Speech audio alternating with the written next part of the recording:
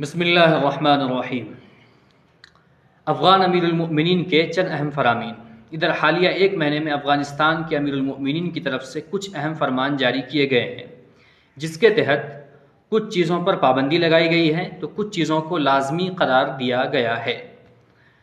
قبل اس کے کہ ہم آپ کو وہ فرمان سنائیں، آپ ایک بات ذہن میں رکھیں کہ افغانستان کی موجودہ حکومت ایک اسلامی حکومت ہے، اس کی حیثیت دنیا بھر میں ایک اسلامک اسٹیٹ کی ہے،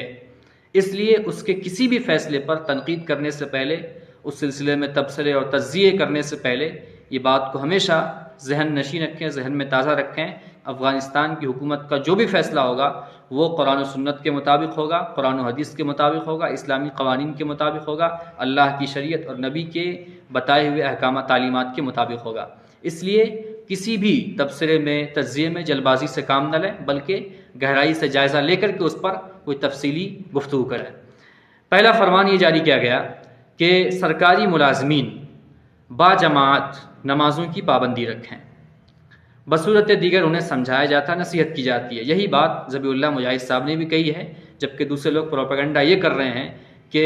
باجماعت نماز نہ پڑھنے کی صورت میں تنخواہوں میں کٹوتی ہوگی، جس کی تردید انہوں نے کی ہے۔ انہوں نے کہہ دیا ہے کہ ایسا کوئی حکم نامہ جاری نہیں کیا گیا جس کے تحت باجماعت نماز نہ پڑھنے والے سرکاری ملازمین کے تنخواہوں میں کٹوتی ہوگی، بلکہ نہ پڑھنے والوں کو سمجھایا جاتا ہے، پیار سے محبت کے ساتھ ان کو نصیحت کی جاتی ہے اور نماز کی اہمیت سے واقف کرا جاتا ہے۔ اور یہ پابندی اس لیے بھی ضروری ہے کہ شریعت کا یہی حکم ہے، اللہ کے نبی صلی اللہ علیہ وسلم کی سنت ہے اور صحابہ کرام کا طرز عمل ہے، تمام بزرگان دین نے نمازوں کی پابندی کی ہے، اور اللہ کا حکم ہم نہیں چھوڑ سکتے۔ ظاہر ہے کہ جب حکومت علماء کے ہاتھ میں ہو، حکومت صلحاء کے ہاتھ میں ہو، حکومت مجاہدین کے ہاتھ میں ہو، تو ان کی اولین ذمہ داری ہے، چونکہ ان کا مقصد بھی یہ رہا تھا کہ افغانستان کو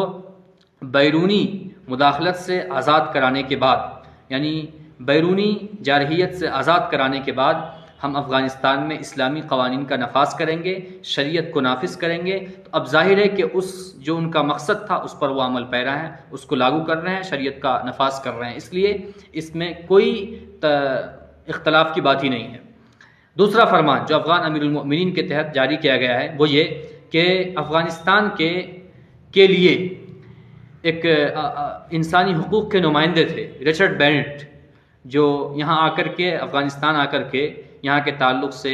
رپورٹ تیار کرتے تھے، لیکن ان کی رپورٹ اکثر و بیشتر جھوٹ پر مبنی ہوتی تھی اور غلط باتوں پر مبنی ہوتی تھی، غلط چیزوں پر مشتمل ہوتی تھی، جس کے ذریعے سے افغانستان کے حکومت کا غلط چہرہ لوگوں کے سامنے آتا تھا، لوگ اس پر منفی تبصرے کرتے تھے، جس سے افغان حکومت کی بدنامی ہوتی تھی۔ اور ظاہر ہے کہ اسی وجہ سے ظاہر ہے کہ جو چیز غلط ہوگی اس سے غیرت و حمیت بھڑکے گی اور اس پر پابندی لگائی جائے گی، اسی لیے رچرڈ بینٹ کے افغانستان آنے پر پابندی لگا دی گئی ہے۔ یہ افغانستان کی خود مختاری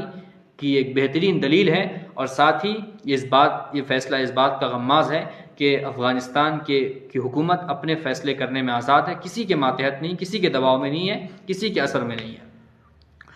تیسرا فرمان وہ یہ کہ فری فائٹ کا مقابلہ افغانستان میں نہیں ہوگا۔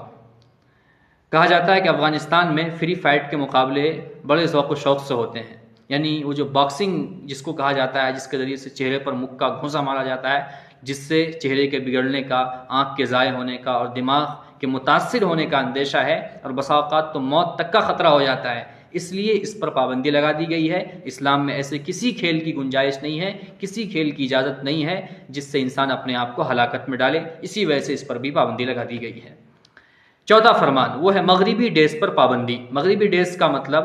مدرس day, father's day, teacher's day, فلاں ڈے، اس کا ڈے، اس کا ڈے، یہ جو مغربی تہذیب نے ایجاد کیے ہیں، جس کے تحت لوگ سال میں ایک بار بعض لوگوں سے منسوب کر کے دن مناتے ہیں، اس کو بھی افغانستان میں ممنوع قرار دے دیا گیا ہے۔ یہ بالکل صحیح فیصلہ ہے، اسلامی تصور کے خلاف تھا، اس لیے اس کو بین کیا گیا، اور ضروری بھی تھا، کیونکہ ہر وہ چیز جو اسلامی تصور کے خلاف ہے، اسلامی معاشرہ اس سے دور رہے، مسلمان اس سے دور رہیں، وہ کام کریں جو شریعت نے آپ کو کرنے کا حکم دیا ہے۔ اسلام میں باپ کے اپنے حقوق، ماں کے اپنے حقوق، اساتذہ کے اپنے حقوق، بڑوں کے، چھوٹوں کے، بیوی کے، سب کے اپنے حقوق متعین ہیں، اس لیے کسی کا ڈے نہیں منایا جائے گا، بلکہ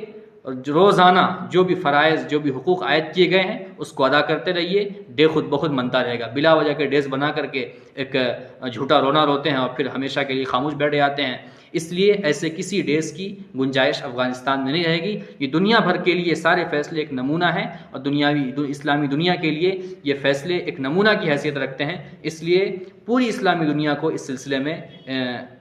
اپنا بھی نقطہ نظر واضح کرنا چاہیے، اور اسلامی ممالک کے حکمراں کو، مسلم ملکوں کے حکمراں کو بھی اس طرح کے آزاد اور خود مختار ہو کر کے فیصلے کرنے چاہیے، تاکہ پتہ چلے کہ دنیا میں اسلامی حکومت کا کوئی وجود ہے۔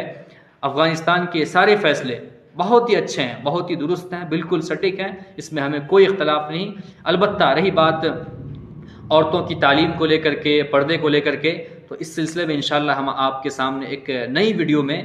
تفصیلی گفتگو کریں گے۔ جب تک کے لیے اجازت دیجیے، السلام علیکم۔